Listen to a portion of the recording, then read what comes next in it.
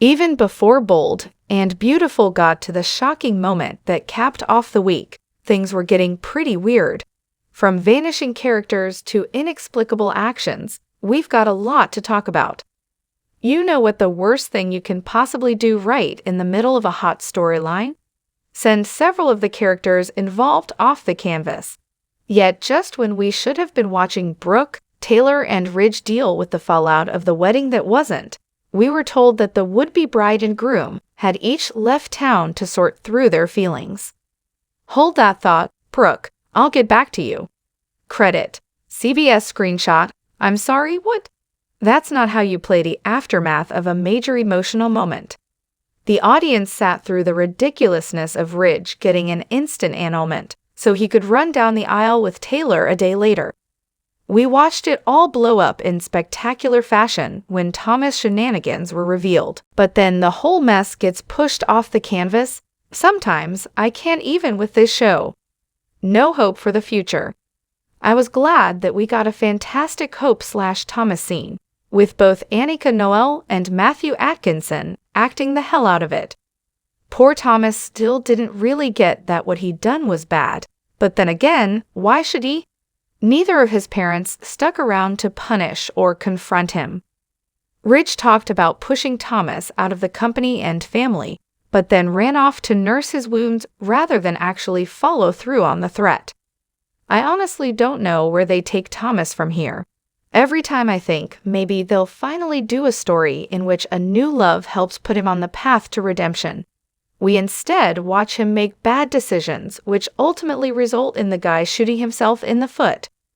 One thing's for sure, continuing to long for Hope is, at this point, a dead-end street.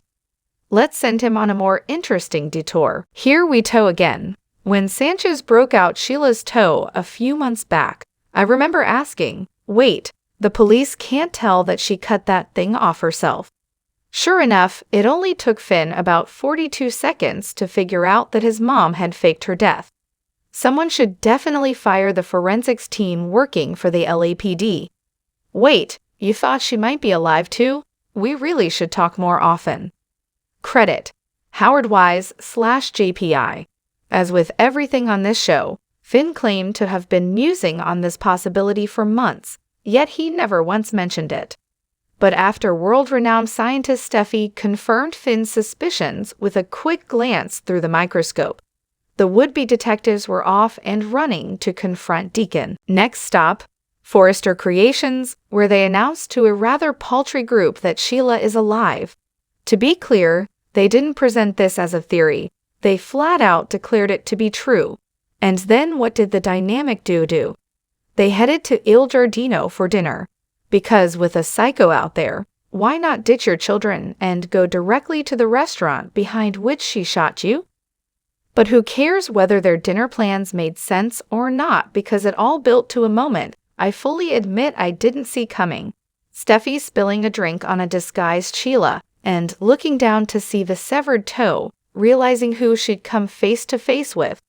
Sure, you'd think a criminal mastermind might be smart enough to wear closed-toed shoes so as not to reveal her rather distinguishing trait, but what fun would that have been?